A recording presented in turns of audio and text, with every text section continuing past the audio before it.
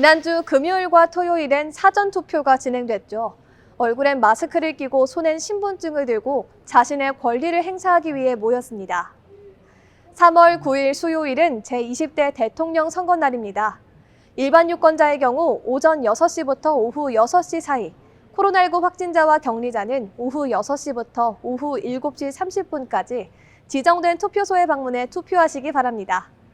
여러분의 한 표가 더 나은 세상을 만듭니다. 그럼 천안 뉴스 시작합니다. 한 주간 코로나19 대응 소식을 전해드립니다. 천안의 미래 발전을 위한 2022 통통혁신 미래비전단 출범식이 열렸습니다. 3.1운동 103주년을 기념한 디지털 온택트 아우네봉 화제가 개최됐습니다. 이상 주요 뉴스였습니다. 코로나19가 장기전으로 가며 시민의 삶에 많은 변화를 주고 있죠. 천안시가 건강한 일상을 되찾기 위한 준비를 시작했습니다.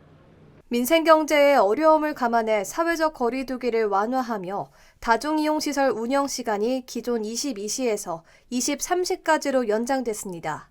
변경된 거리 두기는 3월 5일부터 3월 20일까지 시행되며 운영시간을 제외한 나머지 조치는 그대로 유지됩니다. 지난 1일부터 확진자의 동거에는 예방접종 여부와 상관없이 자가격리를 하지 않아도 되고 10일간 수동감시 대상으로 전환됩니다. 수동감시자에겐 격리 통지서가 발급되지 않으며 지원금이 지급되지 않습니다. 단 확진자의 검사일 기준 3일 이내 PCR 검사 1회와 7일 차엔 신속 항원 검사 1회가 권고되며 60세 이상 동거인은 2번 모두 PCR 검사를 시행해야 합니다. 확진자 격리 통지는 문자와 SNS를 통해 전송되고 요청할 경우에만 문서 형태의 격리 통지서를 발급해 통지 방법을 간소화했습니다.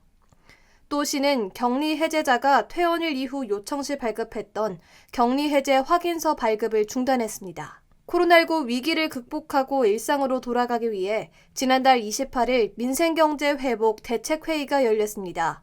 이날 회의에선 지역경제 활성화, 시민 생활 안정, 심리 회복, 안심환경 구축 등 4개 분야별 35개 사업을 발굴했습니다.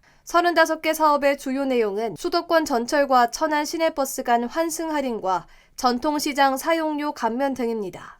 한편 코로나19 자가진단 키트를 전국 약국과 편의점에서 구매가 가능하도록 구매처가 확대됐습니다. 이에 따라 31일까지 1인당 5개, 6,000원의 자가진단 키트를 구매할 수 있습니다.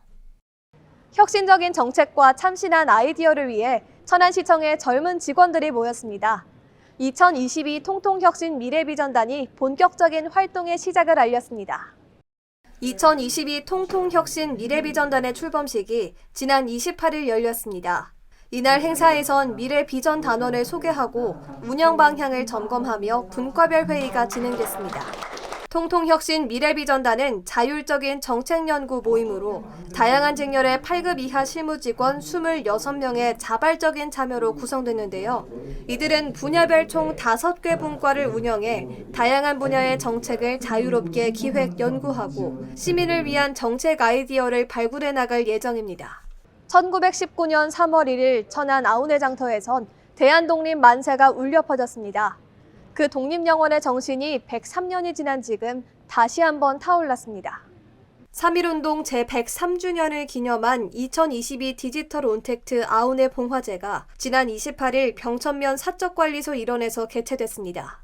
오후 5시 20분부터 추모각 참배로 본격적인 행사가 시작됐으며 유열사와 아우네 만세운동을 벌이다 순국한 선열 47명의 넋을 기리는 추모제가 진행되는데요. 행사의 절정인 횃불 행진은 참석자 49명이 매봉산 봉화대에서 옮긴 횃불과 태극기를 손에 들고 열사의 거리 약 260m 구간을 만세 삼창을 외치며 행진했습니다. 이번 겨울은 유독 추웠습니다.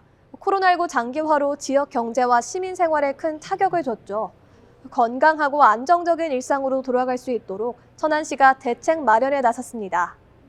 코로나19 위기 극복을 위한 민생경제 회복 대책회의를 열고 지역 경제를 살리기 위한 사업을 마련했는데요.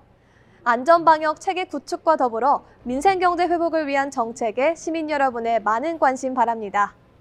이상 천안 뉴스를 마칩니다. 고맙습니다.